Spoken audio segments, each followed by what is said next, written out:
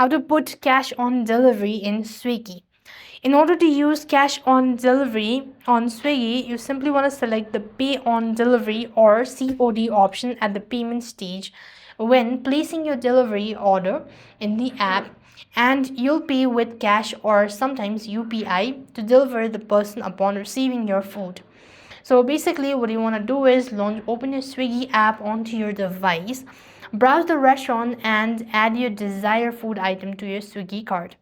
Next, you just want to tap the cart icon and then proceed to pay for checkout. And on the payment screen, you just want to scroll down past the digital options, and you just want to select the pay on delivery or cash on delivery options. As you do that, you want to place order, that means confirm your order.